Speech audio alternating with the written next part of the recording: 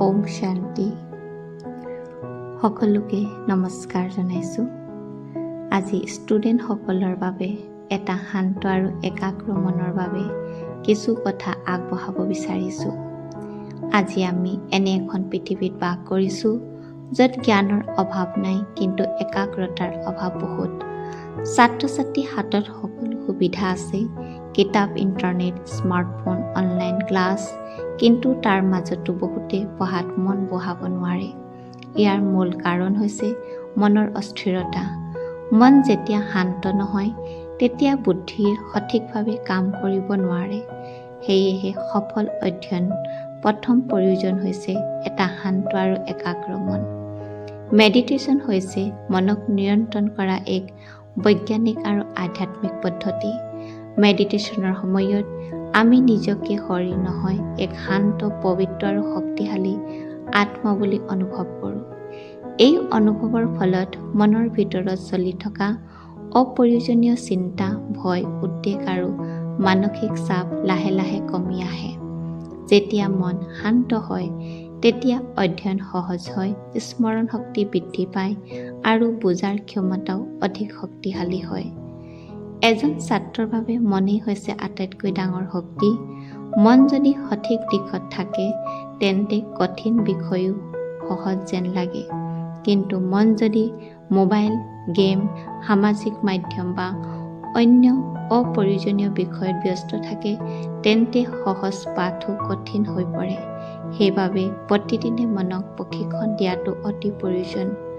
প্ৰতিদিনে পঢ়াৰ আগতে যদি আমি মাত্ৰ 5 পৰা 10 মিনিট মেডিটেশ্যন কৰোঁ, তেন্তে আমাৰ চিন্তা শান্ত হয় আৰু মন একাগ্ৰ হয় আৰু পঢ়াৰ বিষয় সহজতে মনত থাকে।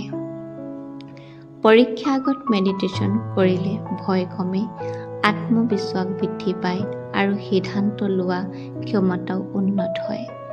মাইণ্ড মেডিটেশ্যনে আমাক কেৱল ভাল ছাত্ৰ নহয়, এজন ভাল মানুহ হ'বলৈ সহায় কৰে। ইয়াৰ দ্বাৰা ধৈৰ্যতা, নম্ৰতা, সহনশীলতা, ইতিবাচক চিন্তা, আত্মবিশ্বাস আৰু আত্মনিয়ন্ত্ৰণৰ দৰে মূল্যৱান গুণ বিকশিত হয়। এই গুণসমূহ জীৱনৰ প্ৰতিটো ক্ষেত্ৰতে সফলতাৰ ভিত্তি। এজন আদৰ্শ ছাত্ৰই সময়ৰ মূল্য বুজে।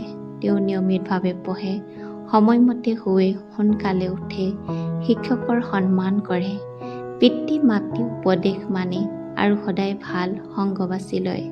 তেওঁ জানে যে প্ৰতিদিনৰ সৰু সৰু ভাল অভ্যাসে এদিন ডাঙৰ সফলতা আনে। আমি সকলো ছাত্ৰই প্ৰতিদিনে এই সংকল্প ল'ব পাৰোঁ। মই এক শান্ত আত্মা। মোৰ মন সম্পূৰ্ণ শান্ত আৰু একাগ্ৰ। মোৰ বুদ্ধি শক্তিশালী। মই যি পঢ়োঁ সেয়া সহজে বুজি পাওঁ আৰু দীঘলীয়া সময়লৈকে মনত ৰাখোঁ। মই সময়ৰ সঠিক ব্যৱহাৰ কৰোঁ। মই আত্মবিশ্বাসী, পৰিশ্ৰমী আৰু শৃংখলাবদ্ধ ছাত্ৰ। ঈশ্বৰীয় শক্তি সদায় মোৰ লগত আছে। মই নিশ্চয় সফল হ'ম। পৰীক্ষাত ভাল ফলাফল কেৱল অধিক সময় পঢ়াৰ ওপৰত নিৰ্ভৰ নকৰে। ই নিৰ্ভৰ কৰে আমি কিমান একাগ্ৰতাৰে পঢ়িছোঁ, কিমান শান্ত মনেৰে চিন্তা কৰিছোঁ আৰু কিমান ইতিবাচকভাৱে নিজৰ লক্ষ্যৰ দিশে আগবাঢ়িছোঁ। মেডিটেশ্যন আৰু অধ্যয়ন এই দুয়োটা একেলগে চলিলে জ্ঞান, চৰিত্ৰ আৰু সফলতা তিনিওটাই আমাৰ জীৱনত আহে।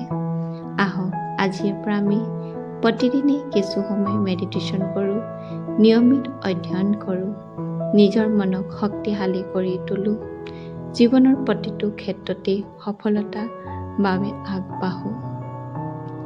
তাৰ কাৰণে আমি সংকল্প কৰোঁ, মই সফলতা মূৰত আত্মা হ'ম। সফলতা মোৰ জনমসিদ্ধ অধিকাৰ হয়। মই জীৱনত সফল হ'মেই। এনেধৰণৰ চিন্তাই আমাক জীৱনত সফল কৰি তোলে। ওম শান্তি, ওম শান্তি।